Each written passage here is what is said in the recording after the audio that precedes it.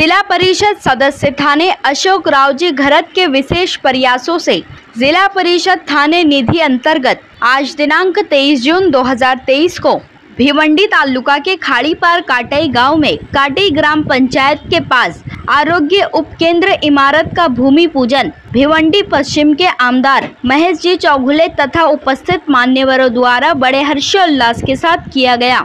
इस अवसर पर जिला परिषद सदस्य थाने अशोक रावजी घरत, काटई माजी सरपंच सुशील जाधव, माजी सरपंच विनोद पाटिल, वसंत पाटिल, राजेश महात्रे, गणेश पाटिल, सुभाष पाटिल, जवाहर मंडल, बाबू महात्रे, पंचायत समिति के सदस्य गजानन असवारे, संतोष घरत, शशि घरत, काटई ग्राम पंचायत लिपिक विकास पाटिल, वैद्यकीय अधिकारी प्राथमिक आरोग्य केंद्र चिंबीपाड़ा के डॉक्टर दत्तात्रेय धरने, समुदाय आरोग्य अधिकारी उपकेंद्र काटई डॉक्टर सपना सदावर्ते, आरोग्य सहायक चिंबीपाड़ा PHC अमर तायड़े, नरेश जाधव, आरोग्य अधिकारी काटई साहेबराव चौहान सहित भारी संख्या में मान्यवर व आरोग्य उपकेंद्र के डॉक्टर तथा काटई ग्रामस्थ मंडल उपस्थित थे। सभी लोगों का स्वागत सम्मान जिला परिषद सदस्य थाने अशोक रावजी घरत द्वारा शाल व पुष्पगुच्छ देकर स्वागत किया।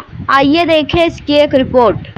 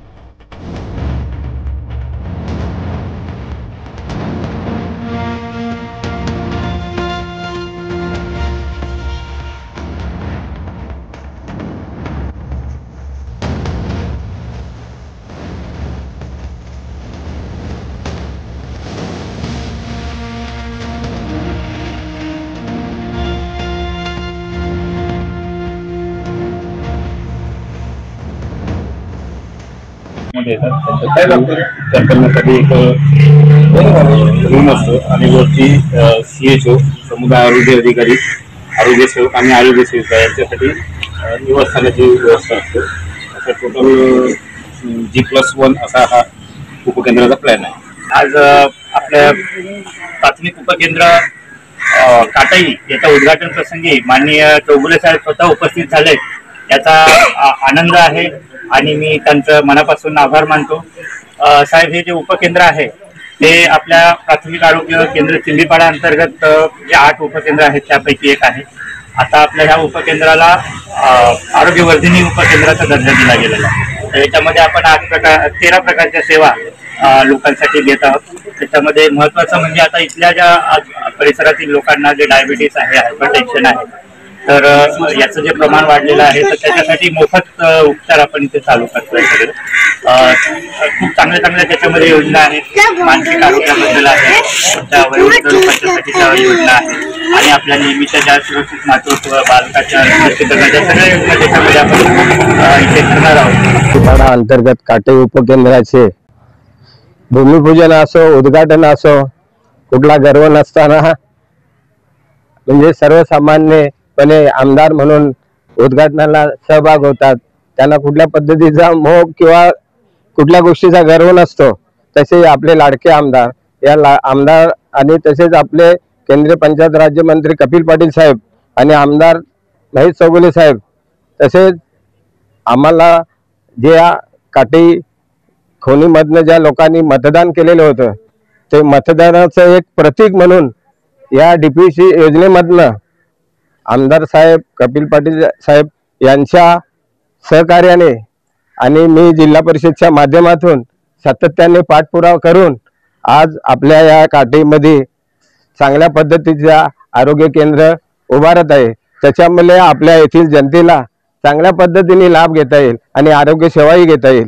तसेच इथे असलेले आपले मजूर वर्ग, कोणाकडे पैसे असेल तर सर्व फ्री मध्ये इथे आपल्याला मिळत राहील आणि कायमस्वरूपी सेवा डॉक्टर सुद्धा इथे उपलब्ध असतील। त्याच्यामुळे आपण येथे भाषण न करताना आपण एवढंच सांगतो का याचे सगळे श्रेय आणि काटे गावाचा विकास म्हणून, जसे आपण नेहमी आमदार असो, आम्ही जिल्हा परिषद सदस्य असो, ग्रामपंचायत सरपंच असो, सदस्य असो, पंचायत समिती सदस्य असो, यांना आपण सातत्याने मतदान करून निवडून देता, त्याचा हे प्रतीक म्हणून आणि तसंच काटे गावाच्या विकासासाठी सातत्याने आपले आमदार आपल्या गावासाठी त्यांचं प्रतीक म्हणून प्रत्येक वेळी आपल्याला भरघोस निधी देऊन आपल्या गावाचा विकास करतात। मला आता वाटत नाही का आपल्या गावाचे कुठल्या काही म्हणजे तात्विक विषय सोडले तर बाकी आपल्याकडे विकास कामं बाकी राहिले असतील, रस्ते झाले, हे ते भरपूर प्रकारचा निधी राज्य शासनाच्या योजनेतून आमदार साहेबांनी इथे आणून आपल्याला दिलेला आहे। तसंच आज जे पण काही बाकी आहे, मी आमदारांना एवढंच सांगू इच्छितो की आम्हाला एकच फक्त मी मागणी करेल का DPDC मधनं आम्हाला इथेशी समाज हॉल, भले आम्हाला जागा नसेल तर आमची तिथे 22 एकर खजाने इथे जागा आहे, तिथे आम्ही भरणे करून तिथे आम्ही तो समाज हॉल मोठा बांधू। त्याच्यामुळे येथील गावातील इथले जनतेला आम्हाला काय कोणताही कार्यक्रम असो, लग्न कार्यक्रम असो किंवा असा समाज हॉल काही कार्यक्रम असेल तर तो समाजोपयोगी उपयोगात येईल। म्हणून मी आमदारांना विनंती करतो का आम्हाला या नवीन आराखड्यामध्ये तो समाज हॉल साठी प्रयत्न करून आम्हाला समाज हॉल द्यावा। हे एवढे मी दोन बोलून आणि या उपकेंद्राचे उद्घाटनाप्रसंगी आमदार आले त्यांचं आभार मानेल तेवढं कमी आहे आणि ते नेहमी प्रत्येक गोष्टीत फोनवर आपल्यासाठी उपस्थित असतात।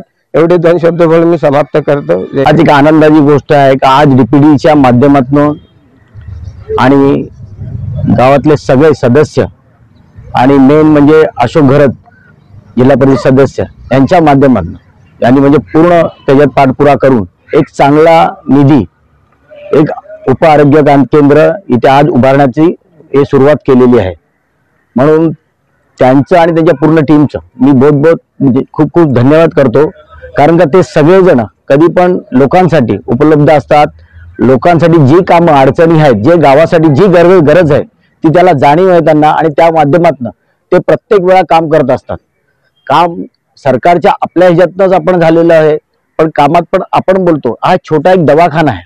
छोटा दवाखाना असल्यामुळे ह्याच्यात डिलिव्हरी पासून सगळं होणार आहे आणि ते फ्री मध्ये होणार आहे आणि त्याच्यात पण ही सुरुवात आहे।